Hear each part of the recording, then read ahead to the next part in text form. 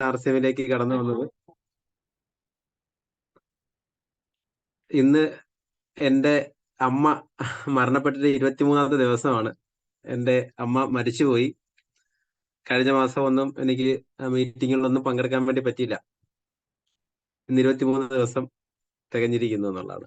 Okay, എന്തായാലും എന്നെ ഈ പ്രോഗ്രാമിലേക്ക് ക്ഷണിച്ച എൻ്റെ ഗ്രേറ്റ് ലീഡർ, ഞാൻ എന്തെങ്കിലും പ്രോഗ്രാമുകളിലോ അല്ലെങ്കിൽ എന്തെങ്കിലും ചെയ്യുന്നുണ്ട്, ആർസിനെ കുറിച്ച് എന്തെങ്കിലും പറയുന്നുണ്ടെങ്കിൽ അത് ഉറപ്പായിട്ടും നമ്മുടെ സ്റ്റാർ എമറാൾഡ് കോട്ടയം ബാബു സാറിന്റെ ട്രെയിനിങ്ങുകളിലൂടെ, സാറിന്റെ ക്ലാസ്സുകൾ ഒരുപാട്, എനിക്ക് തോന്നുന്നു ഞാൻ ഏറ്റവും കൂടുതൽ പങ്കെടുത്തിട്ടുള്ളത് നമ്മുടെ സ്റ്റാർ എമറാൾഡ് കോട്ടയം ബാബു സാറിന്റെ ക്ലാസ്സുകളിലാണ്. അപ്പൊ ആ ക്ലാസ്സുകളിൽ നിന്ന് കിട്ടിയ അറിവാണ് സത്യം പറഞ്ഞാൽ ഞാൻ അല്ലെങ്കിൽ എന്തെങ്കിലും സംസാരിക്കുന്നതിന് ഒരു കാരണം അതാണെന്നുള്ളതാണ്. അപ്പൊ അത് മാത്രമല്ല, എന്നെ ഈ ബിസിനസ്സിൽ ഇത്രയും വലിയ ലെവലിലേക്ക് എത്തിച്ചത്, ഒരു പേളെന്ന് പറയുന്ന ലെവലിലേക്ക് എത്തിക്കാൻ വേണ്ടിയിട്ട് നല്ല രീതിയിൽ വളരെ നല്ല രീതിയിൽ പ്രവർത്തിച്ച ഒരു ലീഡറാണ് നമ്മുടെ star emerald Kottayam Babu sir. Sir മാത്രമല്ല, നമ്മളെ റൂബി ബിനു സാറുണ്ട്, വിജയരാജ് സാറുണ്ട്, ഒത്തിരി ലീഡേഴ്സും ഉണ്ട്. എന്നാലും അതിൽ പ്രധാനപ്പെട്ട ആളാണ് നമ്മുടെ star emerald Kottayam Babu sir. ഇപ്പൊ സാറിനെ വളരെ നന്ദിയോടുകൂടി ഞാൻ ഓർക്കുവാണ്. എനിക്ക് സാറാണ് ഇന്നൊരു മീറ്റിംഗ് തരാൻ പറ്റുമോ എന്ന് ചോദിച്ചത്. അപ്പൊ ഞാൻ പറഞ്ഞു, സാറെ ചെയ്യാൻ കുഴപ്പമില്ല. കാരണം അമ്മ മരിച്ചതിന്റെ ആ ഒരു ഇതൊക്കെ കഴിഞ്ഞിട്ട് ആദ്യമായിട്ട് പങ്കെടുക്കുന്ന ഒരു സൂമാണ് ഞാൻ. ആദ്യമായിട്ട് പങ്കെടുക്കുന്ന ഒരു മീറ്റിംഗ് ആണിത്. അപ്പൊ റെജിമോൻ സാറിന് വളരെ നന്ദി അറിയിക്കുകയാണ് ഈ ഒരു പ്ലാറ്റ്ഫോം എനിക്ക് തന്നതിന് എന്നുള്ളതാണ്. ഓക്കെ, അപ്പൊ ഞാൻ പറഞ്ഞു വളരെ യാദൃശ്യമായിട്ടാണ് ആർക്കയിൽ വന്നതെന്ന്. അപ്പൊ എന്നെ കുറിച്ച് എപ്പോഴും പുതിയ ആൾക്കാർ അല്ലെങ്കിൽ പുതിയവർ എപ്പോഴും നമ്മുടെ സിസ്റ്റത്തിലോട്ട് വന്നുകൊണ്ടേയിരിക്കണം. എങ്കിൽ മാത്രമാണ് നമ്മുടെ സിസ്റ്റം എന്താ പറയാ, ഒരു നല്ലൊരു മൂവ്മെന്റ്, ഒരു ഗ്രോത്ത് വരുവുള്ളൂ. അപ്പൊ പുതിയ ആൾക്കാർ എപ്പോഴും വന്നുകൊണ്ടേയിരിക്കും. ഇപ്പൊ പറഞ്ഞ കാര്യങ്ങൾ തന്നെ നമ്മൾ റിപ്പീറ്റ് ചെയ്ത് പറയേണ്ടി വരും. അപ്പൊ അതിനകത്ത് പഴയ ആൾക്കാർ ഒരുപക്ഷെ കേൾക്കുന്നുണ്ടാവും, അവർക്ക് ഒരുപക്ഷെ ആവർത്തന വിരസതയൊക്കെ തോന്നിയേക്കാം. പക്ഷെ ഞാൻ ഇപ്പോഴും സംസാരിക്കുന്നത് പുതിയ ആൾക്കാർക്ക് വേണ്ടിയിട്ടാ. കാരണം അവരാണ് നമ്മുടെ എന്താ പറയാ അതിഥികള്, അല്ലെ, വളരെ പ്രധാനപ്പെട്ട അതിഥികൾ അവരാണ്. അപ്പൊ അവർക്ക് വേണ്ടിയാണ് ഞാൻ സംസാരിക്കുന്നത്. ഓക്കെ, അപ്പൊ എന്തായാലും ഈ പ്രോഗ്രാമിൽ പങ്കെടുക്കുന്ന എല്ലാവർക്കും നന്ദി പറഞ്ഞുകൊണ്ട്, അല്ലെങ്കിൽ ഈ പ്രോഗ്രാമിലേക്ക് ഞാൻ സ്വാഗതം ചെയ്യുകയാണ്. എന്റെ എല്ലാ ലീഡേഴ്സിനെയും ഒരാളെ പോലും ഞാൻ എന്താ പറയാ മറക്കാറില്ല. ഒരു ലീഡറിനെ പോലും ഞാൻ മറക്കാറില്ല. കാരണം ആ ലീഡേഴ്സ് ആണ് എന്നെ ഇത്രയും ഒരു വലിയൊരു നേട്ടം, വളരെ സാധാരണക്കാരനായ വ്യക്തിയാണ് എന്ന് നമ്മുടെ ആ ഒരു പോസ്റ്ററിൽ വെച്ചിട്ടുണ്ടല്ലേ, ഒരു സീറോയിൽ നിന്ന് ഹീറോ ആയി എന്നുള്ളത്. ഹീറോ ആയി എന്നൊന്നും ഞാൻ വിശ്വസിക്കുന്നില്ല. കാരണം ഒരുപാട് ഇനിയും നമുക്ക് RCMലൂടെ വളരാനുണ്ട്. കാരണം ഒരു പേളെന്ന് പറയുന്ന പൊസിഷൻ അല്ല, അതിനപ്പുറത്ത് നമുക്ക് വളരാൻ പറ്റുന്ന ഒരു പ്ലാറ്റ്ഫോമാണ് RCM എന്നുള്ളതാണ്. അപ്പൊ ഇതുകൊണ്ട് അത് നിൽക്കുന്നില്ല. അപ്പൊ അതുകൊണ്ട് ഹീറോ ഇനിയും ആവാനിരിക്കുന്നേ ഉള്ളൂ എന്നുള്ളതാണ്. ഓക്കെ, ഇപ്പൊ സീറോ ആയിരുന്നു, ബിഗ് സീറോ എന്നൊക്കെ പറയില്ലേ, വലിയ ഒരു വട്ടപൂജ്യം തന്നെയായിരുന്നു. കാരണം അമ്മ മാത്രമേ എനിക്ക് ഉണ്ടായിരുന്നുള്ളൂ. ജനിച്ചപ്പോ തന്നെ അച്ഛൻ, അല്ലെങ്കിൽ ജനിക്കുന്നതിന് മുമ്പ് തന്നെ അച്ഛൻ നമ്മളെ ഉപേക്ഷിച്ച് പോയതാണ്. അമ്മ മാത്രം ഉണ്ടായിരുന്നു. അമ്മ കൂലിപ്പണിയൊക്കെ എടുത്ത് വളർത്തി. സ്വന്തമായിട്ട് ഒരു തുണ്ട് ഭൂമിയോ അല്ലെങ്കിൽ കിടക്കുവാൻ ഒരു വീടോ ഒന്നും ഇല്ലാത്തൊരവസ്ഥയിലാണ് ഞാൻ ജനിച്ചു വീണതെന്നുള്ളതാണ്. എന്റെ ഓർമ്മ വച്ച കാലം തൊട്ട് ബന്ധു വീടുകളില്, പല ബന്ധുക്കളുടെയും വീടുകളിൽ മാറി. പക്ഷെ ഞാൻ വിചാരിച്ചു അതിൽ എന്റെ സ്വന്തം വീടാണ് എന്ന് ആണ് വിചാരിച്ചിരുന്നത്. അങ്ങനെ പല ബന്ധു വീടുകളിൽ നിന്നാണ് വളർന്നത്. പക്ഷെ ഒരു അറിവ് വച്ചപ്പോഴത്തേക്ക്, ഏതാണ്ട് ഒരു 8ാം ക്ലാസ്സിൽ പഠിക്കുന്ന സമയത്ത് എനിക്ക് എന്റെ പഠനം ഉപേക്ഷിക്കേണ്ടി വന്നു. വീട്ടിലെ സാഹചര്യങ്ങള്, ബുദ്ധിമുട്ടുകള്, അതല്ലെങ്കിൽ നമുക്ക് സ്വന്തമായി വീടോ കിടപ്പാടമോ അല്ലെങ്കിൽ പുരടമോ ഒന്നും ഇല്ലാത്തൊരവസ്ഥയിൽ നമുക്ക് വലിയ ബുദ്ധിമുട്ടായി. പല പലരുടെയും അല്ലെങ്കിൽ പല ബന്ധുവീടുകളിലൊക്കെ നിന്ന് വളരുക എന്ന് പറയുന്നത് നമുക്കറിയില്ല, വളരെ ബുദ്ധിമുട്ടാണ്. കാരണം ബന്ധുക്കൾ ആരും അത്രയും വലിയ ഒരു ലെവലിലുള്ള ആൾക്കാരൊന്നും ആയിരുന്നില്ല. അവരും ഒരു സാധാരണക്കാരായിരുന്നു. അപ്പൊ അതിനിടയിൽ എനിക്ക് പഠിപ്പ് ഉപേക്ഷിച്ച് ജോലിയിലേക്ക് പ്രവേശിക്കേണ്ടി വന്നു.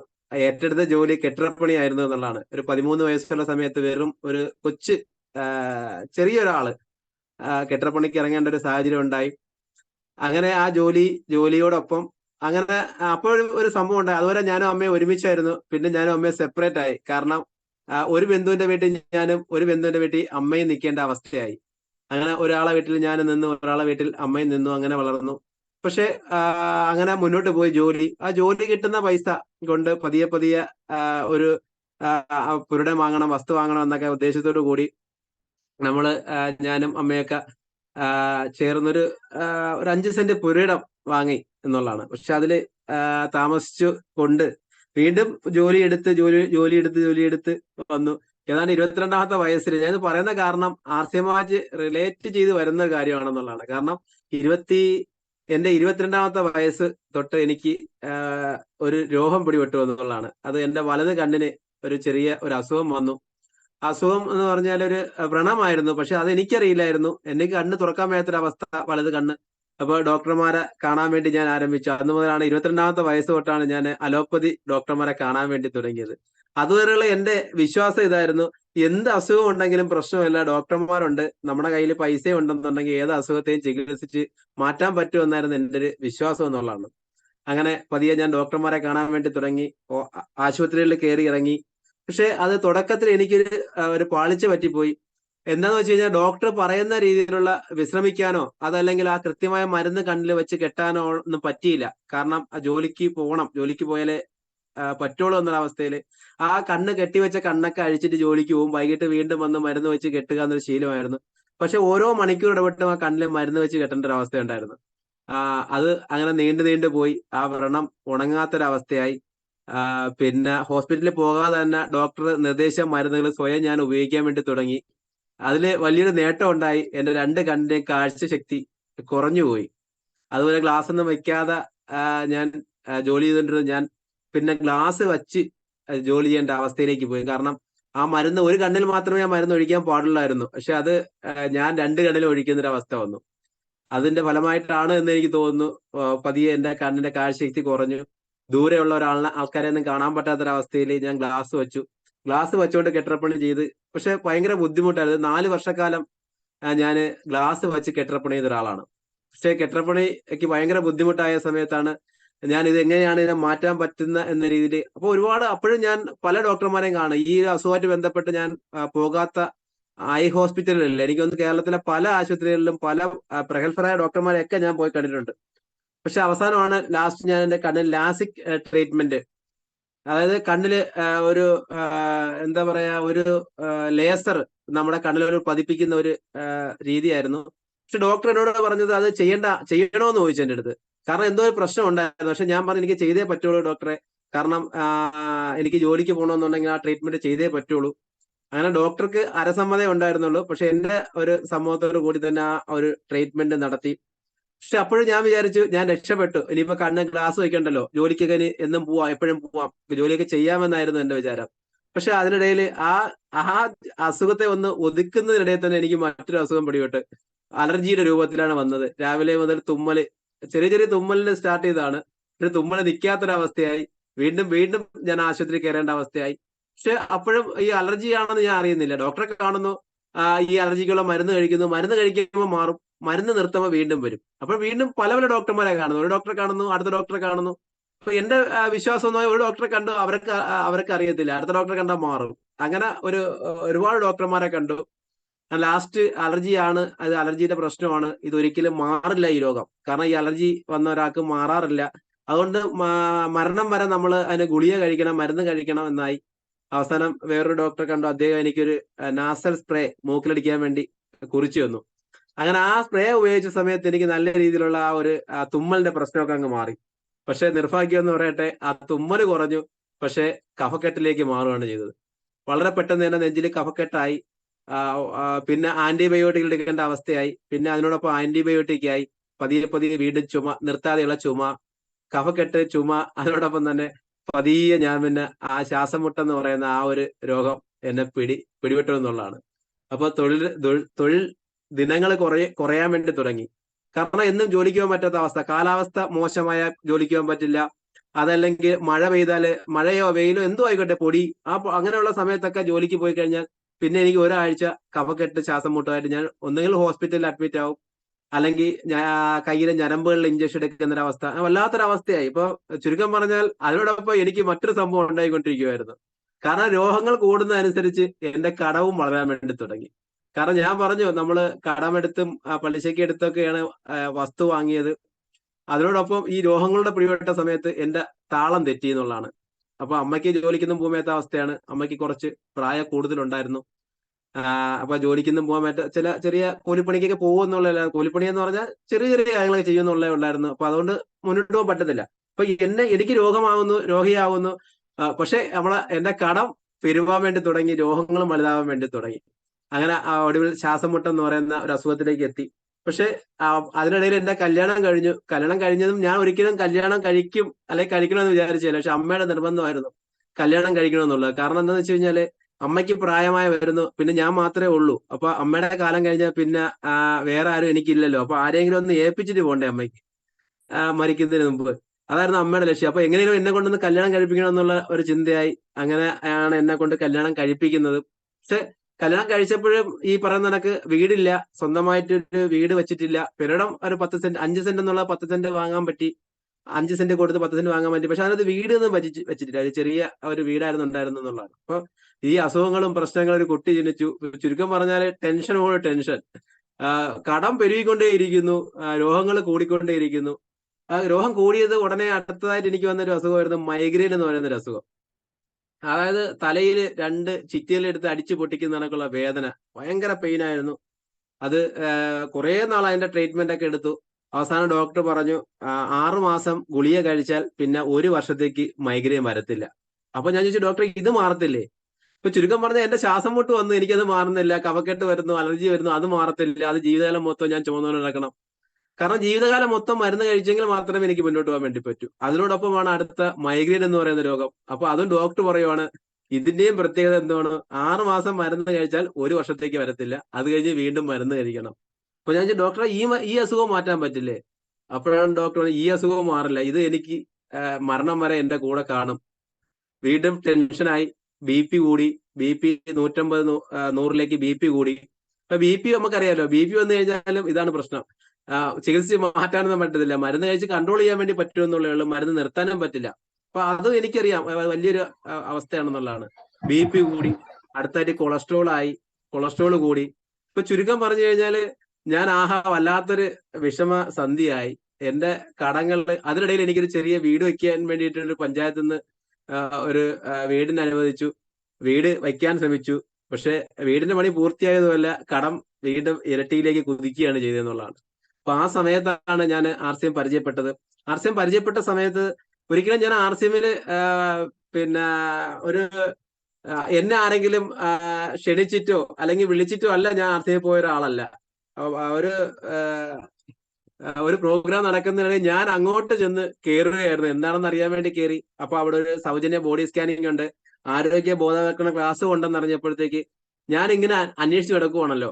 എനിക്ക് എന്റെ രോഗങ്ങളൊന്നും മാറുന്നില്ല, അസുഖങ്ങൾ കൂടിക്കൊണ്ടേയിരിക്കുന്നു, കഴിച്ചുകൊണ്ടിരുന്ന മരുന്നുകളുടെ എണ്ണം കൂടിക്കൊണ്ടിരിക്കുന്നു. അതിനിടയിൽ ഞാൻ സ്വന്തമായിട്ട് തന്നെ ഒരു മെഡിസിൻ ഒക്കെ കണ്ടുപിടിച്ചെന്നുള്ളതാണ്. മെഡിസിൻ വേറെ ഒന്നുമല്ല, അലോപ്പതി ഉള്ള മെഡിസിൻ ഉപയോഗിക്കും, ഹോമിയോപ്പതി മെഡിസിൻ ഉപയോഗിക്കും, അതിനോടൊപ്പം തന്നെ ആയുർവേദം. ഇപ്പൊ മൂന്നൂടെ മിക്സ് ചെയ്ത് ഉപയോഗിക്കുന്ന ഒരു അവസ്ഥ എത്തി. ഈ പറയുന്ന കണക്ക് ആന്റിബയോട്ടിക് എടുക്കും, അതിനോടൊപ്പം തന്നെ ഹോമിയോപ്പതിയിൽ പോയി മരുന്ന് കഴിക്കും, അതിനോടൊപ്പം തന്നെ ഈ പറയുന്ന കണക്ക് ആയുർവേദ മരുന്നും കഴിക്കുന്ന ഒരു അവസ്ഥ. അപ്പൊ ഇതും കൂടെ മിക്സ് ചെയ്ത് കഴിക്കുന്ന ഒരു അവസ്ഥയിലേക്ക് എത്തി എന്നുള്ളതാണ്. അപ്പൊ അങ്ങനെ ഇരുന്ന സമയത്താണ് ഈ പ്രോഗ്രാമുകൾ ഞാൻ അറ്റൻഡ് ചെയ്യുന്നത്. പക്ഷെ ആ പ്രോഗ്രാമിൽ പറഞ്ഞ കാര്യങ്ങൾ ഒരിക്കലും ബിസിനസ് ആണെന്ന് അറിഞ്ഞിട്ട് പോയതല്ല. ആ പ്രോഗ്രാമിൽ പറഞ്ഞ കാര്യങ്ങൾ ഇന്നത്തെ രോഗങ്ങളെ കുറിച്ച്, ജീവിതശൈലിയെ കുറിച്ച്, മരുന്നില്ലാതെ എങ്ങനെ ജീവിക്കാം എന്നുള്ള രീതിയിലുള്ള ക്ലാസ് ആയിരുന്നു. അതില് നമ്മളെ മരുന്നില്ലാതെ ജീവിക്കാൻ വേണ്ടിയിട്ട് ഇന്ന് നമ്മൾ നേരിടുന്ന ആരോഗ്യ പ്രശ്നങ്ങള്, അങ്ങനെ അതിനു വേണ്ടിയിട്ട് നമ്മൾ മാർക്കറ്റിൽ കിട്ടുന്ന ഉൽപ്പന്നങ്ങളുടെ എന്താ പറയാ മായം കലർന്ന ഉൽപ്പന്നങ്ങളുടെ ഉപയോഗം, പോഷക ആഹാര കുറവ്, അതോടൊപ്പം നമ്മൾ വ്യായാമം ചെയ്യാത്ത, എക്സസൈസ് ചെയ്യാത്തത്, അതുപോലെ തന്നെ ഇംഗ്ലീഷ് മരുന്നുകളുടെ അമിതമായ ഉപയോഗം അല്ലെങ്കിൽ തെറ്റായ ഉപയോഗം. ഇതൊക്കെ കുറിച്ചാണ് അവിടെ ക്ലാസ് എടുത്തുകൊണ്ടിരുന്നത്. ഞാൻ ആ പ്രോഗ്രാം ഫുള്ളായിട്ട് അറ്റൻഡ് ചെയ്തു. അതിനുശേഷം അവിടെ നിന്ന് കുറച്ച് ഉൽപ്പന്നവും വാങ്ങിയിട്ടാണ് ഞാൻ വീട്ടിൽ വന്നതെന്നുള്ളതാണ്. അപ്പൊ വീട്ടിൽ വന്നു. അപ്പൊ ഞാന് എനിക്ക് വേറെ ഓപ്ഷൻ ഒന്നുമില്ല, ഇതേ ഉള്ളു ഓപ്ഷൻ. കാരണം എന്റെ എല്ലാ രോഗങ്ങളും ഒരു രോഗം പോലും എനിക്ക് ചികിത്സിച്ച് മാറ്റാൻ പറ്റാത്ത അസുഖങ്ങളായിരുന്നു എന്നുള്ളതാണ്. അപ്പൊ മരുന്നുകളുടെ എണ്ണം കൂട്ടാനേ പറ്റുന്നുള്ളൂ എന്നുള്ളതാണ്. അപ്പൊ അതുകൊണ്ട് തന്നെ ഞാൻ പതിയെ പതിയെ അവിടെ കേട്ട ക്ലാസ്സിൽ നിന്ന് കേട്ട കാര്യങ്ങൾ അപ്ലൈ ചെയ്യാൻ വേണ്ടി തുടങ്ങി. ചെറിയ ചെറിയ നടത്തം തുടങ്ങി, എക്സസൈസ് ചെയ്യാൻ വേണ്ടി തുടങ്ങി, ഫുഡിലൊക്കെ കുറെ കൺട്രോൾ വരുത്താൻ വേണ്ടി തുടങ്ങി. പിന്നെ അവിടെ നിന്ന് വാങ്ങിയ തവിടെണ്ണ, അരിയുടെ തവിട് നിൽക്കുന്ന എണ്ണ, നമ്മുടെ ഹെൽത്ത് കാർഡ് ഓയിൽ ഞാൻ ഉപയോഗിക്കാൻ വേണ്ടി തുടങ്ങി. അപ്പൊ അങ്ങനെ ചെറിയ ചെറിയ മാറ്റങ്ങൾ ഞാൻ ജീവിതശൈലി കൊണ്ടുവന്നു. അതിന്റെ ഫലമായിട്ട് ഒരു 6 മാസം കൊണ്ട് എനിക്ക് എന്റെ കൊളസ്ട്രോളിനെയും BP നോർമലാക്കാൻ പറ്റിയെന്നുള്ളതാണ്. ഏതാണ്ട് 250 മേളിൽ പോയ കൊളസ്ട്രോളിനെ വെറും 170ലേക്ക് കൊണ്ടുവരാൻ വെറും 6 മാസത്തെ ഒരു തവിടെണ്ണയുടെ ഉപയോഗം കൊണ്ട് മാത്രം എന്റെ കൊളസ്ട്രോൾ 170ലേക്ക് എത്തി. അതുവരെ എപ്പോഴും പോയി എന്റെ BP ചെക്ക് ചെയ്താലും 150 100 150 100. അതുപോലെ തന്നെ 150 100 160 100 160 90 അങ്ങനെയുള്ള റേഞ്ച് ആയിരുന്നു. ഇപ്പൊ എനിക്ക് ഓർമ്മയില്ല, കാരണം 4-5 വർഷമായിട്ട് എന്റെ BP 120 80 ആണെന്നുള്ളതാണ്. 4-5 വർഷമായിട്ട് ഇപ്പോഴും നോക്കിയാൽ എന്റെ BP 120 80 ആണെന്നുള്ളതാണ്. പക്ഷെ അന്ന് ഏതാണ്ട് ഒരു 3-4 വർഷക്കാലം എന്റെ BP എപ്പോഴും 150 100 160 100 അങ്ങനെയൊക്കെയുള്ള വല്ലാത്തൊരവസ്ഥ. അതായത് ഡോക്ടർ ഗുളിയെ കുറിച്ച് തന്നു, പക്ഷെ ഞാൻ കഴിച്ചില്ല എന്നുള്ളതാണ്. പക്ഷെ ഈ തവിടെണ്ണയുടെ ഉപയോഗത്തിലൂടെ എന്റെ BP കുറച്ച് എക്സസൈസ് ചെയ്തു, കുറച്ച് ഉപ്പിന്റെ ഉപയോഗം ഞാൻ കൺട്രോൾ ചെയ്തു. അങ്ങനെ കുറച്ച് ബേക്കറി പലഹാരങ്ങൾ അല്ലെങ്കിൽ ബേക്കറി ഫുഡൊക്കെ ഞാൻ കുറച്ചൊന്ന് ഉപേക്ഷിച്ചു. അതിന്റെ ഫലമായിട്ട് എനിക്കുള്ള BP നോർമലായി, കൊളസ്ട്രോൾ നോർമലായി. അങ്ങനെയാണ് ആർസിഎമ്മിന്റെ ഉൽപ്പന്നങ്ങളെ എനിക്ക് വിശ്വാസം വരുന്നത്. അതിനോടൊപ്പം തന്നെ അപ്പോൾ തന്നെ എനിക്ക് ഡോക്ടർ രായൻ സാറിന്റെ ഒരു മീറ്റിംഗിൽ, അതും ആരോഗ്യ ബോധവൽക്കരണ ക്ലാസ് ആയിരുന്നു, അവിടെ സാർ ആരോഗ്യമാണ് പറഞ്ഞതെന്നുള്ളതാണ്. ആ ക്ലാസ്സിൽ പങ്കെടുക്കാൻ വേണ്ടി പറ്റി. ആ ക്ലാസ് എനിക്ക് വളരെ എനിക്ക് ഉപകാരപ്പെടുന്നതായിരുന്നുള്ളതാണ്. അപ്പൊ ആ ക്ലാസ്സിൽ പൂർണ്ണമായി പങ്കെടുത്ത സമയത്ത് രായൻ സാറ് ലാസ്റ്റ് ഒരു കാര്യം പറഞ്ഞു: നിങ്ങൾക്ക് വേണമെന്നുണ്ടെങ്കിൽ ഇതിനകത്തൊരു ഡിസ്കൗണ്ട് കാർഡ് എടുക്കാം. ഡിസ്കൗണ്ട് കാർഡ് എടുത്തു കഴിഞ്ഞാൽ നിങ്ങൾക്ക് വീണ്ടും കുറച്ചുകൂടെ വില കുറച്ച് കിട്ടാനുള്ള ഒരു ഓപ്ഷൻ ഉണ്ട്, നിങ്ങളുടെ ചെലവിനെ കുറയ്ക്കാനും പറ്റും എന്ന് ആ ക്ലാസ്സിൽ ഡോക്ടർ രായൻ സാറ് പറഞ്ഞു. അപ്പൊ അതിന്റെ അടിസ്ഥാനത്തിലാണ് ഞാൻ അതിനകത്തൊരു ഡിസ്കൗണ്ട് കാർഡ് എടുക്കാൻ വേണ്ടി തീരുമാനിച്ചത്. അപ്പൊ ഈ ഡിസ്കൗണ്ട് കാർഡ് എടുക്കുമ്പോഴത്തേക്ക് ഒരിക്കലും ഇതൊരു നെറ്റ്വർക്ക് മാർക്കറ്റിംഗ് ആണെന്നോ, അതല്ലെങ്കിൽ ഇതിലൂടെ ഒരു വരുമാനം കിട്ടുമെന്നോ, അല്ലെങ്കിൽ ഇതിനെ ഒരു സാധ്യത ഒന്നും എനിക്കറിയത്തില്ല. യാതൊരു സാധ്യത അറിയാത്ത ഒരു സമയത്ത് വില കുറച്ച് കിട്ടാൻ വേണ്ടി മാത്രമാണ് ഞാൻ അത് ഡിസ്കൗണ്ട് കാർഡ് എടുക്കുന്നത്. ആ എടുത്ത സമയത്ത് എന്നെ പരിചയപ്പെടുത്തിയ ആളിനോട് ഞാൻ പറഞ്ഞു, ഒരിക്കലും ഞാനിത് സെയിൽ ചെയ്യില്ല. അത് മാത്രമല്ല, എല്ലാ മാസവും ചിലപ്പോൾ ഉൽപ്പന്നം എനിക്ക് വാങ്ങിക്കാൻ പറ്റിയെന്ന് വരത്തില്ല. അങ്ങനെ ടാർഗറ്റ് വല്ലതും ഉണ്ടോ, അല്ലെങ്കിൽ എന്തെങ്കിലും നിബന്ധന വല്ലതും ഉണ്ടോ എന്ന് വെച്ചപ്പോൾ എന്നെ പരിചയപ്പെടുത്തിയ ആൾ പറഞ്ഞു, ഒന്നുമില്ല, മണികണ്ഠന് വേണമെന്നുണ്ടെങ്കിൽ വാങ്ങിക്കാം, അതല്ലെങ്കിൽ വാങ്ങിക്കണ്ട, വേറെ പ്രശ്നമൊന്നുമില്ല എന്ന് പറഞ്ഞു.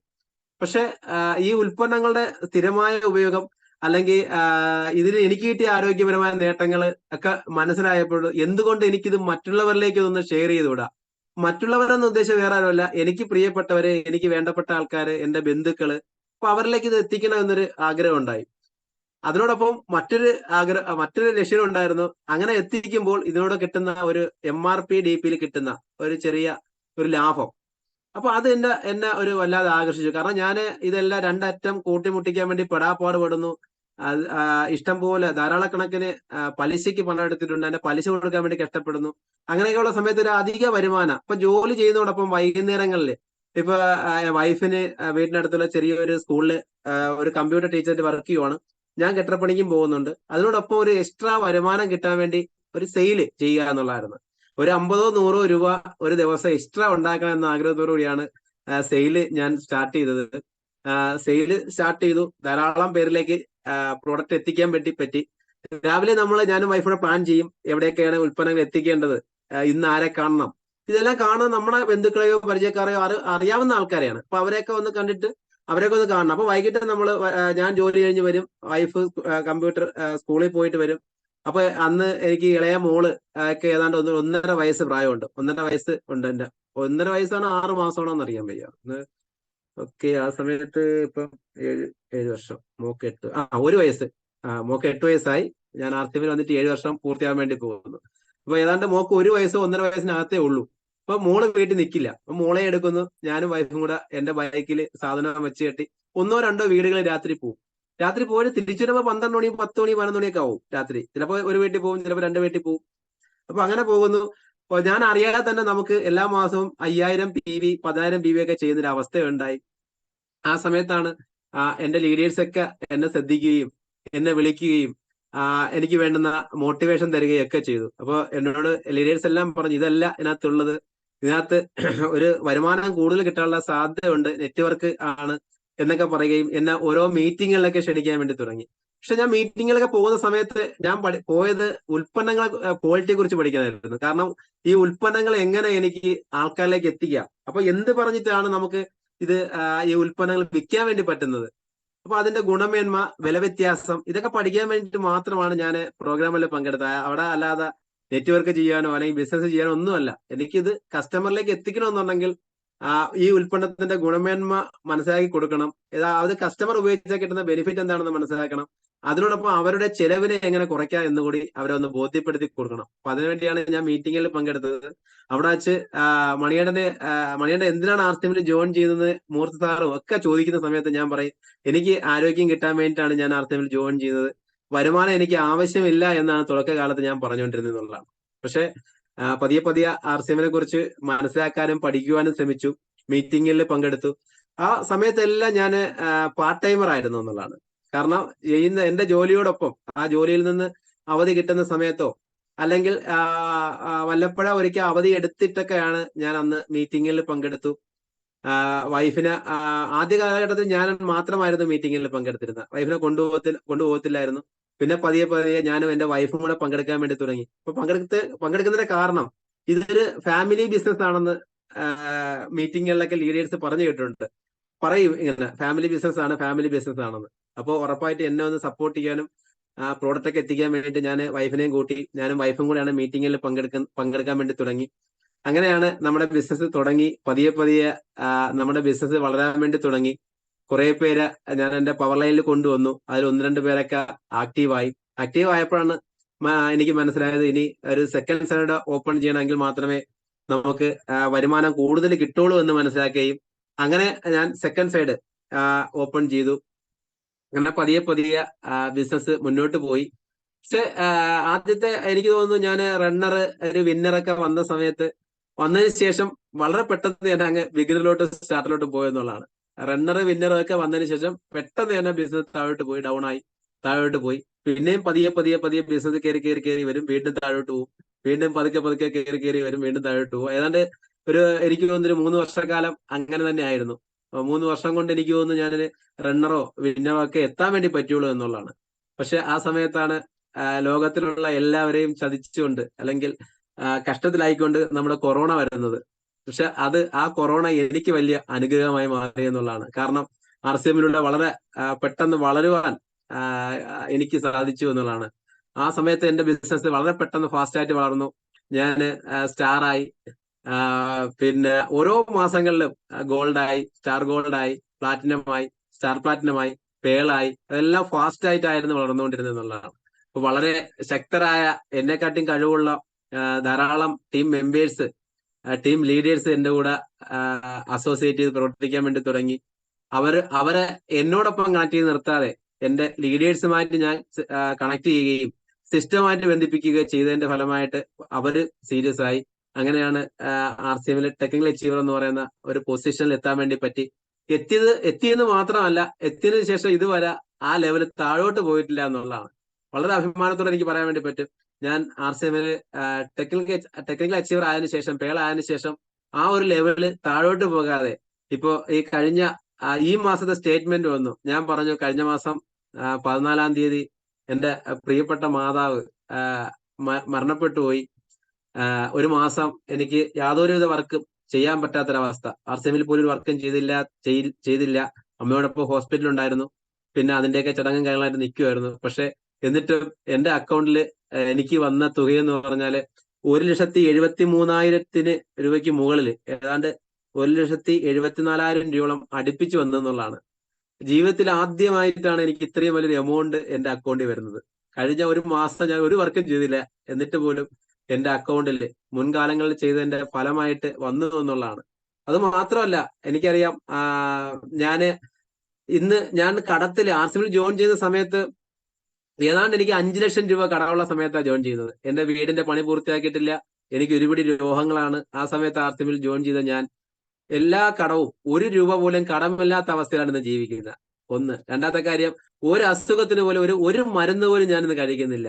ജീവിതകാലം മൊത്തം മരുന്ന് കഴിക്കേണ്ടി വരുമെന്ന് പറഞ്ഞ എന്റെ ശ്വാസം മുട്ടലിനെ എനിക്ക് പൂർണ്ണമായിട്ട് മാറ്റാൻ പറ്റി. കഫക്കെട്ട് വരാറില്ല. എന്റെ മൈഗ്രെയിൻ എന്ന് പറയുന്ന അസുഖത്തെ എനിക്ക് മാറ്റാൻ വേണ്ടി പറ്റി. എനിക്ക് BP ഇല്ല, അതുപോലെ തന്നെ കൊളസ്ട്രോൾ ഇല്ല, കൊളസ്ട്രോൾ നോർമലാണ്. ഒരു മരുന്ന് പോലും കഴിക്കാതെ വർഷങ്ങളോളമായിട്ട് ഞാൻ ഒരു മരുന്നും കഴിക്കുന്നില്ല. അത് മാത്രമല്ല, എന്റെ കുട്ടികൾക്കും ഞാൻ ആശുപത്രികളിൽ ഒന്നും കൊണ്ടുപോകാത്തൊരവസ്ഥയുണ്ട്. പക്ഷെ എന്റെ അമ്മയ്ക്കൊരു വളരെ മോശപ്പെട്ട ഒരു അസുഖം, ലിവർ സിറോസിസ് എന്ന് പറയുന്ന ഒരു അസുഖം വന്നു. പക്ഷെ അത് നമുക്ക് അറിയാൻ പറ്റിയില്ല എന്നുള്ളതാണ്. അതിന്റെ ഫലമായിട്ടാണ് അമ്മ മരണത്തിന് കീഴടങ്ങേണ്ടി വന്നത്. എനിക്ക് തോന്നുന്നു ഒരു 2-3-4 വർഷം മുമ്പ് എനിക്ക് പക്ഷെ അറിയാൻ വേണ്ടി പറ്റിയിരുന്നെങ്കിൽ എന്റെ അമ്മ ഇപ്പോഴും എന്നോട് കാണുമെന്ന് ഞാൻ വിശ്വസിക്കുകയാണ്. കാരണം അമ്മയ്ക്ക് പല മരുന്നും ഇത് നമ്മൾ RCMന്റെ പല ഉൽപ്പന്നം കൊടുക്കുന്ന സമയത്ത് അമ്മ അത് വേണ്ട വിധം ഉപയോഗിക്കാറില്ലായിരുന്നു. അപ്പൊ ശ്രദ്ധിക്കാറുമില്ല. നമുക്ക് അറിയില്ലായിരുന്നു അമ്മയ്ക്ക് ഇതിന്റെ അസുഖം ഉണ്ടെന്നൊന്നും അറിയത്തുമില്ലായിരുന്നു. പക്ഷെ അവസാനം ആയപ്പോഴാണ് അറിയുന്നത്. ആ ഒരു ഏതാണ്ട് ഒരു 1.5 വർഷം മുമ്പ് ഡോക്ടർ എന്നോട് പറഞ്ഞാണ്, ഒരു മോശപ്പെട്ട അസുഖമാണ് അമ്മയ്ക്ക്. അമ്മ ഇനി ഏത് നിമിഷം എപ്പോ വേണമെങ്കിലും നിങ്ങളെ വിട്ടുപിരിയും. അപ്പൊ നിങ്ങൾ എപ്പോഴും ഒന്ന് തയ്യാറായിരിക്കണം എന്ന് പറഞ്ഞതാണ് 1.5 വർഷം മുമ്പ്. പക്ഷെ ഞാൻ അമ്മയെ നമ്മുടെ ഉൽപ്പന്നങ്ങൾ കൊടുത്തുകൊണ്ട് ഇത്രയും നാളും എന്നോടൊപ്പം നിർത്താൻ പറ്റി എന്നുള്ളതാണ്. പിന്നെ എനിക്ക് വളരെ വലിയ ആഗ്രഹമായിരുന്നു അമ്മയെ ഒരു നല്ല രീതിയിൽ നോക്കണം എന്നുള്ളത്. കാരണം അത്രയും കഷ്ടപ്പാടിലൂടെയാണ് അമ്മ എന്നെ വളർത്തിക്കൊണ്ട് വന്നതും. ഒത്തിരി കഷ്ടപ്പാടും ബുദ്ധിമുട്ടും വേദനയൊക്കെ അനുഭവിച്ചു. എന്റെ വലിയൊരു സ്വപ്നമായിരുന്നു. ഞാൻ എപ്പോഴും എന്റെ കസ്റ്റമറെ കാണുമ്പോൾ എനിക്ക് കണ്ണ് നിറയും. കാരണം കണ്ണ് നിറയുന്നത് എന്തുമല്ല, ഞാന് എന്റെ കസ്റ്റമറിനോടെല്ലാം ഉൽപ്പന്നങ്ങളെ കുറിച്ച് കോര ഇങ്ങനെ സംസാരിക്കുന്നത് എന്റെ അമ്മയ്ക്ക് കൂടി വേണ്ടിയിട്ടായിരുന്നു. കാരണം അമ്മയെ കുറച്ച് ദിവസമെങ്കിലും ഒരു സന്തോഷത്തോടു കൂടി ഒരു എന്താ പറയാ എനിക്ക് നോക്കണം എന്നുള്ള ഒരു വല്ലാത്തൊരു ആഗ്രഹം ഉണ്ടായിരുന്നു. പക്ഷെ അമ്മയ്ക്കൊരു മോശപ്പെട്ട ഒരു അസുഖം വന്നിട്ട് അമ്മ പെട്ടെന്ന് വിട്ടുപോയി. അതിന്റെ ഒരു എന്താ പറയാ ആലോചിക്കുമ്പോഴൊക്കെ എനിക്ക് താങ്ങാനോ ഒന്ന് സഹിക്കാനോ പറ്റാത്തൊരു അവസ്ഥയിലാണ് സത്യം പറഞ്ഞാല്. അതിന് എത്ര കാലം ഉണ്ടാവുമെന്ന് വെച്ചാൽ എനിക്ക് തോന്നുന്നു എന്റെ മരണം വരെ ആ ഒരു വേദന എന്നോടൊപ്പം ഉണ്ടാവും. ഒരിക്കലും അത് മറക്കാൻ പറ്റില്ല. പക്ഷെ എന്നാലും എനിക്ക് വളരെ ഒരു സന്തോഷം.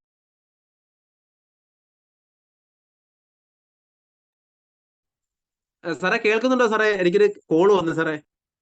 ഇപ്പൊ കേൾക്കാം. ഇടയ്ക്ക് ഒരു കോള് വന്നിട്ടാ സാറേ. Okay okay. എന്താ ചെയ്യാ?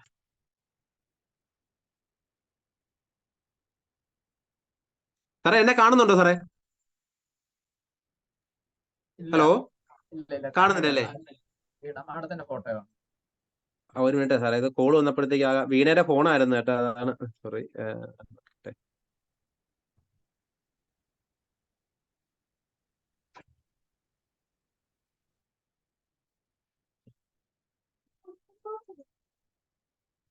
Okay sir, sorry sir, call വന്ന് കംപ്ലീറ്റ് സ്റ്റക്ക് ആയപ്പോയി സാറേ, സോറി.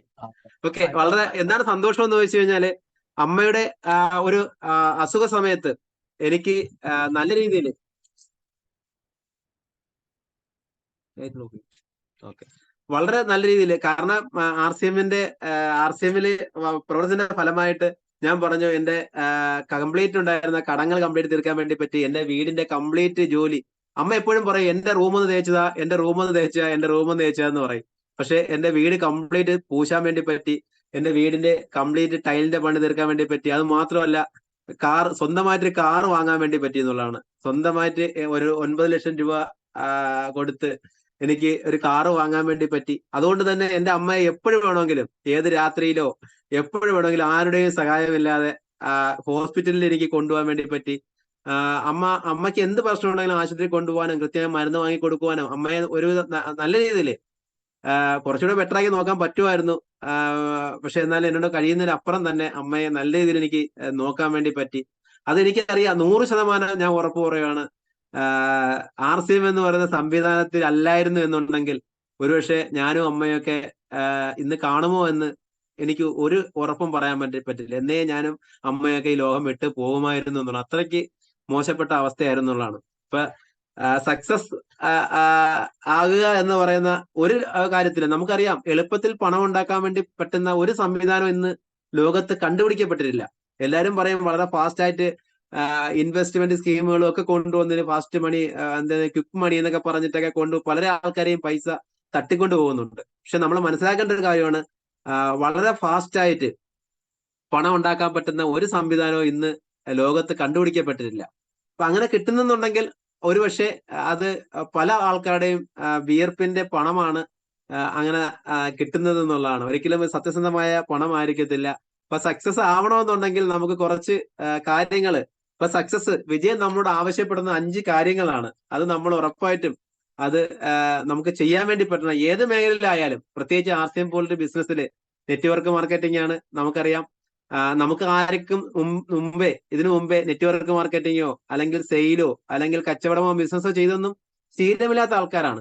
അപ്പൊ അതുകൊണ്ട് തന്നെ നമ്മൾ പുതിയ ആൾക്കാർ ഒത്തിരി പേര് നമ്മളോടൊപ്പം കടന്നു വരും. കടന്നു വരുന്ന ആൾക്കാർ വളരെ പെട്ടെന്ന് തന്നെ എന്താ പറയാ വിട്ടിട്ട് പോകാറുമുണ്ട്.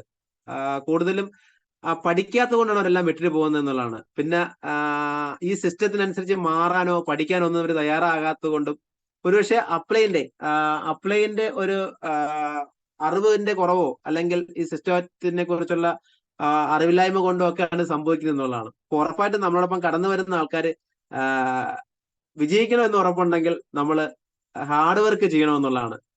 ഒന്നാമത്തത് ഹാർഡ് വർക്ക് ചെയ്യുക എന്നുള്ളതാണ്. ഹാർഡ് വർക്ക് എന്ന് പറയുന്നത് മറ്റെല്ലാ മേഖലയിലും വർഷങ്ങളോളം അല്ലെങ്കിൽ 45 50 വർഷം ഹാർഡ് വർക്ക് ചെയ്താൽ പോലും രക്ഷപ്പെടത്തില്ല എന്നുള്ളതാണ്. പക്ഷെ നമ്മുടെ RCM പോലുള്ള ഈ സംവിധാനത്തിൽ ഒരു 4 5 വർഷം ഹാർഡ് വർക്ക് ചെയ്യാൻ തയ്യാറാവണം. ഹാർഡ് വർക്ക് കൊണ്ട് തുടക്കത്തിൽ നമുക്ക് കിട്ടുന്ന സെയിൽസിലൂടെയുള്ള വരുമാനമാണ്. അതുകൊണ്ട് തന്നെ നമ്മൾ സെയിൽ കൂട്ടണം. അതിനോടൊപ്പം നമ്മൾ ഒത്തിരി ആൾക്കാരെ സിസ്റ്റത്തിലേക്ക് കൊണ്ടുവരണം. അപ്പോഴൊക്കെ നമുക്ക് ഒരുപക്ഷെ നമ്മൾ ഉദ്ദേശിക്കുന്ന വരുമാനം ചിലപ്പോൾ കിട്ടാതിരുന്നേക്കാം. ചിലപ്പോൾ നമ്മുടെ കയ്യിൽ നിന്ന് കുറച്ച് നഷ്ടം വന്നേക്കാം.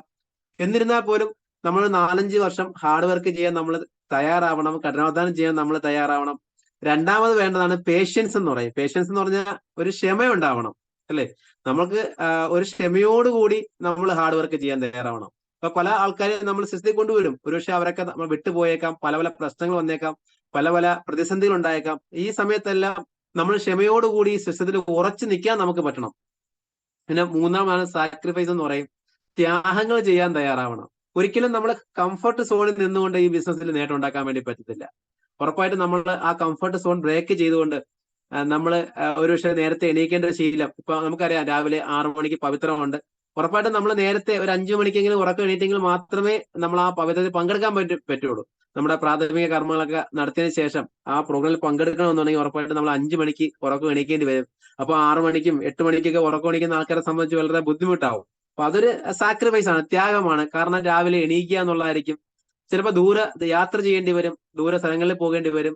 ചിലപ്പോ കൈനഷ്ടം വന്നിട്ടോ അല്ലെങ്കിൽ കയ്യിൽ നിന്ന് പൈസ കൊടുത്തിട്ടോ ചിലപ്പോൾ ഒരാളെ കാണാൻ വേണ്ടി പോവേണ്ടി വന്നേക്കാം. ചിലപ്പോൾ അവർ ആർക്കും ജോയിൻ ചെയ്യണമെന്ന് നിർബന്ധമൊന്നുമില്ല. പക്ഷെ പോകുമ്പോൾ ചിലപ്പോൾ നഷ്ടങ്ങളൊക്കെ വന്നേക്കാം. എങ്കിൽ പോലും നമ്മൾ അതെല്ലാം ത്യാഗങ്ങൾ ചെയ്യാൻ നമ്മൾ തയ്യാറാവണം. ഒത്തിരി ത്യാഗങ്ങൾ ചെയ്തിട്ടുണ്ട് ഞാനും ഈ ബിസിനസ്സിൽ. ഇപ്പൊ ഹാപ്പിനെസ് ആണ്, സന്തോഷമാണ്, പറഞ്ഞറിയിക്കാൻ പറ്റാത്ത സന്തോഷമാണെന്നുള്ളതാണ്. അതുപോലെ തന്നെ നാലാമത് വേണ്ടത് കൺസിസ്റ്റൻസി എന്ന് പറയും. ഇപ്പൊ നമുക്കറിയാം ഇപ്പോഴത്തെ നമ്മുടെ പുതിയ പ്ലാൻ എന്ന് പറഞ്ഞാൽ കൺസിസ്റ്റൻസിയിലാണ് നിൽക്കുന്നത്. സ്ഥിരതയോടുകൂടി നമ്മൾ പർച്ചേസ് ചെയ്യണം, അല്ലെങ്കിൽ സ്ഥിരതയോടുകൂടി നിൽക്കണം. അപ്പൊ ഏതൊരു മേഖലയിലായാലും നമുക്ക് സ്ഥിരത വേണം. അല്ലാതെ ഇന്ന് ചെയ്തു 6 മാസം കഴിഞ്ഞോ 1 ആഴ്ച കഴിഞ്ഞോ അല്ലെങ്കിൽ 2 മാസം കഴിഞ്ഞോ ഒക്കെ നമ്മൾ ചെയ്തു കഴിഞ്ഞാൽ ചിലപ്പോൾ റിസൾട്ട് കിട്ടത്തില്ല. അപ്പൊ നമ്മൾ തുടർച്ചയായിട്ട് ചെയ്യുമ്പോൾ മാത്രമാണ് നമുക്ക് റിസൾട്ട് ഉണ്ടാവുന്നത്. ഇപ്പൊ കൺസിസ്റ്റൻസി വളരെ ഒരു പ്രധാനപ്പെട്ട ഒരു പോയിന്റ് ആണ്. അഞ്ചാമത്താണ് സെൽഫ് കോൺഫിഡൻസ്. അപ്പൊ നമുക്കറിയാം നമ്മുടെ കോൺഫിഡൻസ് വർദ്ധിക്കണം. അല്ലെന്നുണ്ടെങ്കിൽ നമുക്ക് വലിയ ബുദ്ധിമുട്ടാണ്. അപ്പൊ എനിക്ക് സംസാരിക്കാൻ വളരെ മടിയുള്ള ഒരാളാണ്. കാരണം മടിയെന്ന് പറഞ്ഞാൽ പരിചയമില്ലാത്ത ആൾക്കാരോട് എനിക്കത് അധികം സംസാരിക്കാൻ വേണ്ടി പറ്റത്തില്ല. കാരണം എന്റെ വിദ്യാഭ്യാസം ഞാൻ പറഞ്ഞില്ലേ 8ാം ക്ലാസ്സിൽ പഠിപ്പുറത്തിയ ഒരാളാണ്. അതിനുശേഷം പുസ്തകങ്ങളോ ബുക്കുകളോ ഒന്നും കൈകൊണ്ട് തൊടേണ്ട ആവശ്യം വന്നിട്ടില്ല. നമ്മുടെ കെട്ടിടപ്പണിയിൽ അതിന്റെ ഒന്നും ആവശ്യമില്ല. അതുകൊണ്ട് അങ്ങനെ ചെയ്യാത്ത ഒരാളാണ്. പക്ഷെ ഇപ്പോൾ ഞാൻ പല പല സ്റ്റേജുകളിൽ സംസാരിക്കും, ഹോം മീറ്റിംഗിൽ സംസാരിക്കാൻ വേണ്ടി പോകും. നഴ്സുമാരും ഡോക്ടർമാരും ഇരിക്കുന്ന വേദിയിൽ പോലും പോയി നിന്നിട്ട് ആരോഗ്യത്തെ കുറിച്ച് സംസാരിക്കും. കാരണം അതെന്റെ കോൺഫിഡൻസ് വർദ്ധിച്ചു. കാരണം RCM തന്നൊരു പവറാണത്. RCMന്റെ ന്യൂട്രീഷൻ കൗൺസിൽ കോഴ്സ് പാസ്സായി, രാജൻ സാറിന്റെ മീറ്റിംഗിൽ കേട്ടിട്ടുണ്ട്, നമ്മുടെ ലീഡേഴ്സിന്റെ മീറ്റിംഗിൽ കേട്ടിട്ടുണ്ട്. അതിൽ നിന്ന് പഠിച്ച കാര്യങ്ങള് ഇപ്പൊ ഞാൻ ഡോക്ടർ ഇരുന്നാലും നഴ്സ് ഇരുന്നാലും ആരോഗ്യത്തെ കുറിച്ച് അറിയാവുന്ന ആൾക്കാരിരുന്നാലും ഞാൻ കുറച്ച് ആരോഗ്യ കാര്യങ്ങൾ പറയാൻ വേണ്ടിയുള്ള ആ മടി പേടിയൊക്കെ എനിക്ക് മാറി. അപ്പൊ ഞാൻ ആരോട് സംസാരിക്കും ആരോഗ്യത്തെ കുറിച്ച്. അതുപോലെ തന്നെ നമ്മുടെ RCMനെ കുറിച്ച് ആരോടും പറയാൻ വേണ്ടി തയ്യാറാവും. ആര് ചോദിച്ചാലും ഞാൻ ചെയ്യുന്ന RCM ബിസിനസ് ആണ് എന്ന് പറയാനുള്ള ഒരു ചങ്കുറപ്പും ഒരു ധൈര്യവും എനിക്ക് കിട്ടി. അത് മാത്രമല്ല അതെല്ലാം നമ്മുടെ ഒരു സെൽഫ് കോൺഫിഡൻസ് ആണ്. അത് ഒരു ദിവസം കൊണ്ട് ഉണ്ടാക്കിയെടുക്കാൻ പറ്റുന്നതല്ല. നമ്മൾ നിരന്തരമായ സ്ഥിരതയോടുകൂടിയുള്ള നമ്മളെ പ്രവർത്തനത്തിലൂടെ മാത്രമേ നമുക്കത് നേടിയെടുക്കാൻ വേണ്ടി പറ്റുള്ളൂ എന്നുള്ളതാണ്. അപ്പൊ ഈ 5 കാര്യങ്ങളാണ് സക്സസിന് വേണ്ടി ആവശ്യപ്പെടുന്നത്. അത് തീർച്ചയായിട്ടും നമ്മൾ ചെയ്യാൻ. റജിമോൻ സാറേ, എനിക്ക് എത്ര മണിയുണ്ട് സാറേ സമയം? 9:30 വരെ സമയമുണ്ട് സാറേ. 9:30. ഓക്കെ.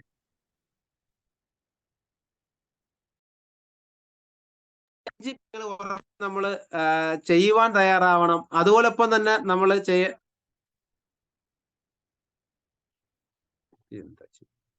ഓക്കെ, വീണ്ടും വീണ്ടും കാൾ വരുവാണ്.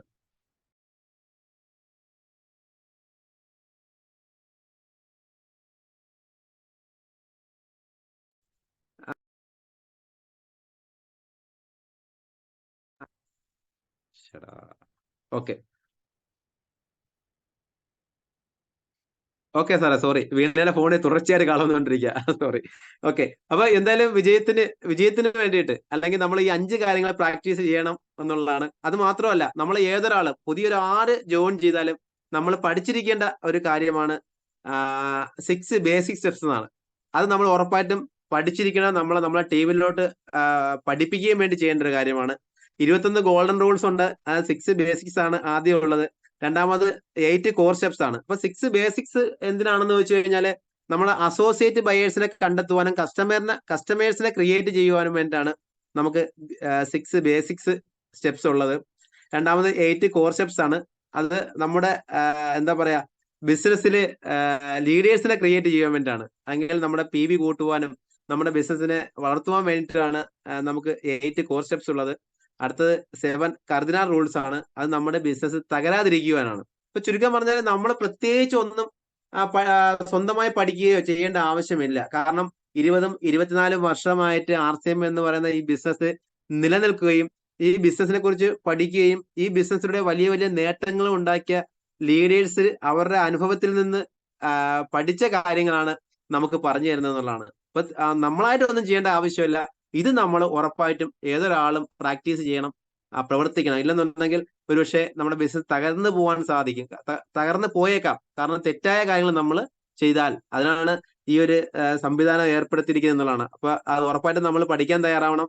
6 basic steps, 8 core steps, 7 cardinal rules. അപ്പൊ ഇത്രയും കാര്യങ്ങൾ 21 ഗോൾഡൻ റൂൾസും സ്റ്റെപ്സും നമ്മൾ ഉറപ്പായിട്ട് നമ്മൾ ഓരോരുത്തരും പഠിക്കണമെന്നുള്ളതാണ്. അതിലൊരു വിട്ടുവീഴ്ചയും തയ്യാറാവാൻ വേണ്ടി പാടില്ല. കാരണം എന്ത് നഷ്ടം നമുക്ക് താൽക്കാലികമായിട്ടുണ്ടായാലും ഈ ഒരു കാര്യത്തിൽ നമ്മൾ ഒരിക്കലും ഒരു വിട്ടുവീഴ്ചയും തയ്യാറാവാൻ വേണ്ടി പാടില്ല എന്നുള്ളതാണ്. അതുപോലെ തന്നെ 6 ബേസിക് സ്റ്റെപ്സ് ആണ്. അതിൽ പ്രത്യേകിച്ച് നമുക്ക് എടുത്തു പറയേണ്ടതെന്ന് പറഞ്ഞാൽ 100%, 100% use the product and share the product.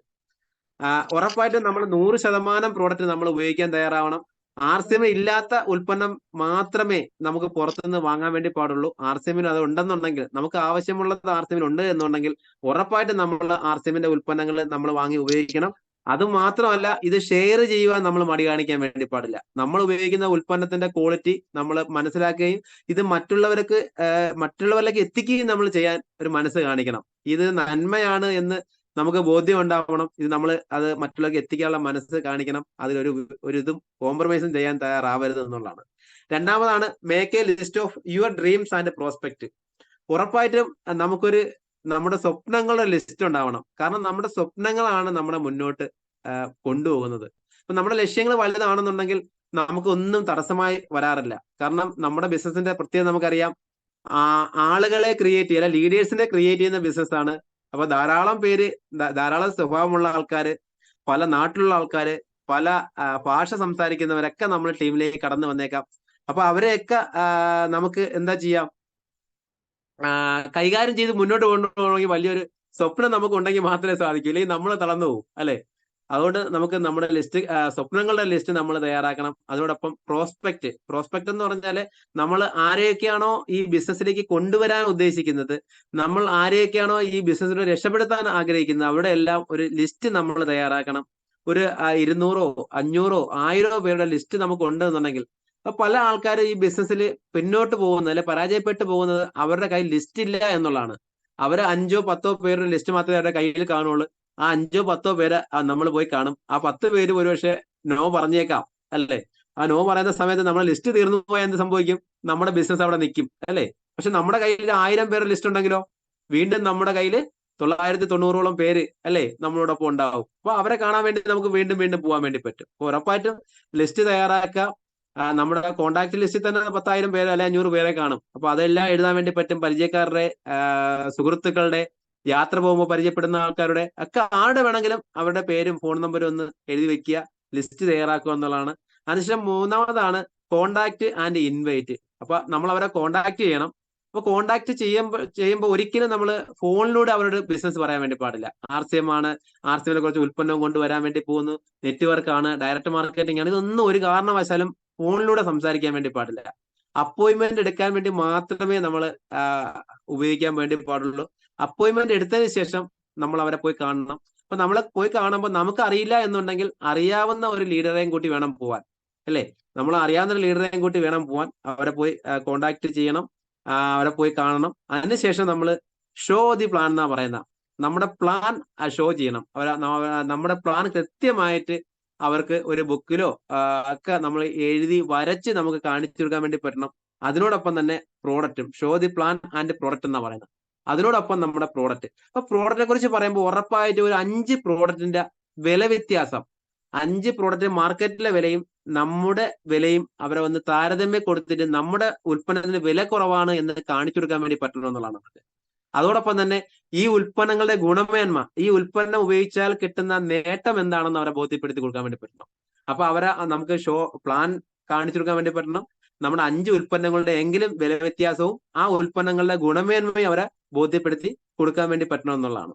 അടുത്ത 5-മതുള്ളതാണ് ഫോളോ അപ്പ് വിത്തിൻ 48 അവേഴ്സ്.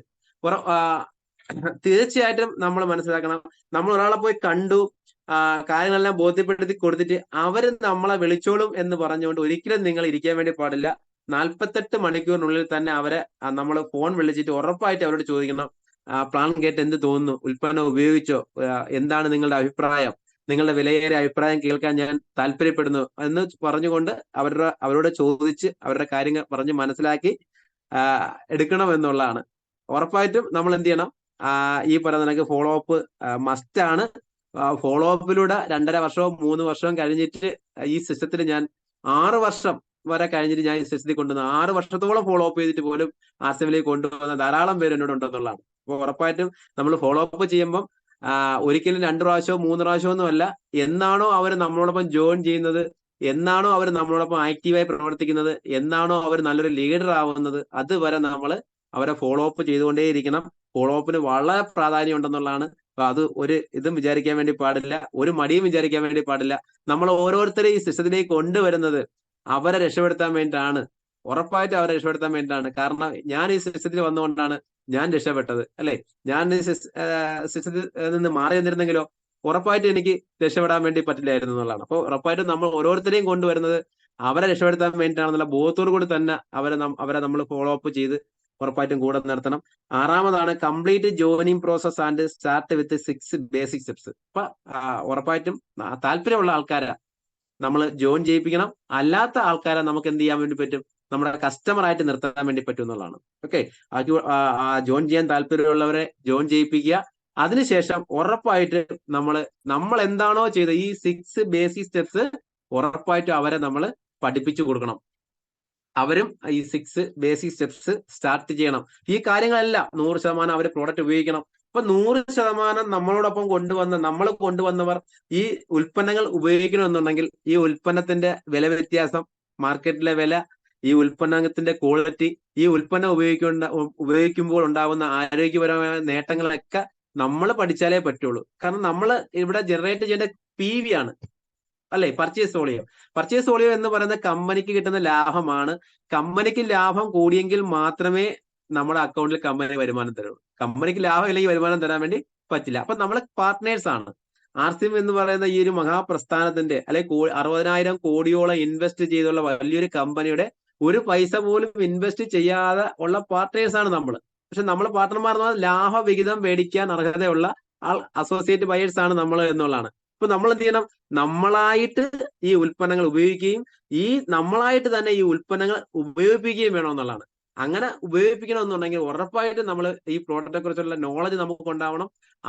നമ്മളോടൊപ്പം വന്നവരുടെ പ്രശ്നങ്ങൾ അവരോട് ചോദിച്ച് മനസ്സിലാക്കി അവരുടെ പ്രശ്നങ്ങൾക്കുള്ള സൊല്യൂഷൻ നമ്മളെ കയ്യിലുണ്ടെന്ന് കാണിച്ചുകൊണ്ട് നമ്മുടെ ഉൽപ്പന്നങ്ങൾ അവരെ കൊണ്ട് ഉപയോഗിപ്പിക്കണം. അങ്ങനെ ഉപയോഗിപ്പിച്ചെങ്കിൽ മാത്രമേ നമുക്ക് PV ക്രിയേറ്റ് ചെയ്യാൻ വേണ്ടി പറ്റുള്ളൂ എന്നുള്ളതാണ്. അപ്പൊ ഉറപ്പായിട്ടും ഈ പറയുന്ന പ്രോഡക്റ്റിനെ കുറിച്ച് നമുക്ക് നല്ല നോളജ് ഉണ്ടാവണം. അപ്പൊ എല്ലാ പ്രോഡക്റ്റും പഠിക്കാൻ പറ്റണമെന്ന് നിർബന്ധമൊന്നുമില്ല. എന്നാലും കുറെ പ്രോഡക്റ്റുകൾ നമുക്ക് ഉറപ്പായിട്ടും നമ്മൾ ഡീപ്പായിട്ട് നമ്മൾ നല്ലോണം പഠിക്കണം എന്നുള്ളതാണ്. അതിനോടൊപ്പം പ്രധാനപ്പെട്ടതാണ് പ്ലാൻ എന്ന് പറയുന്നത്. പ്ലാനിനെ കുറിച്ച് കൃത്യമായിട്ട് നമ്മൾ മനസ്സിലാക്കിയിരിക്കണം, പഠിച്ചിരിക്കണം. അതിനോടൊപ്പം തന്നെ മൂന്നാമത്താണ് പ്രൊഫൈല്. കമ്പനിയുടെ പ്രൊഫൈല് നമ്മൾ മനസ്സിലാക്കണം. നമ്മൾ ഉദ്ദേശിക്കുന്ന ഒരു കമ്പനി അല്ല RCM. 24 വയസ്സായ ഒരു കമ്പനിയാണ് RCM എന്നുള്ളത്.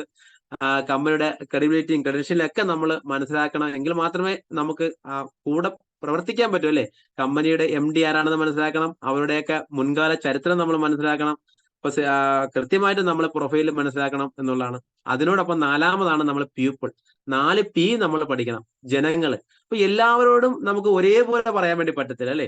ചിലർക്ക് ആരോഗ്യം വേണ്ടുന്ന ആൾക്കാരായിരിക്കും, ചിലർക്ക് ഹാപ്പിനെസ് ആയിരിക്കും വേണ്ടി വരുന്നത്, ചിലർക്ക് യാത്രകളായിരിക്കും, ചിലർക്ക് വരുമാനമായിരിക്കും, ചിലർക്ക് പിന്നെ അടുത്ത തലമുറയ്ക്ക് കൈമാറ്റം ചെയ്യുന്നതായിരിക്കാം. അപ്പൊ എന്താണ് ആൾക്കാരുടെ ആവശ്യമെന്ന് മനസ്സിലാക്കിയിട്ട് അത് RCM ഉണ്ട് എന്ന് നമുക്ക് കാണിച്ചു കൊടുക്കാൻ വേണ്ടി പറ്റണം. അപ്പൊ എല്ലാവരുടെ നമ്മൾ ആരോഗ്യം പറഞ്ഞാൽ ചിലപ്പോൾ എല്ലാവരും നമ്മളോട് വരണമെന്ന് നിർബന്ധമൊന്നുമില്ല.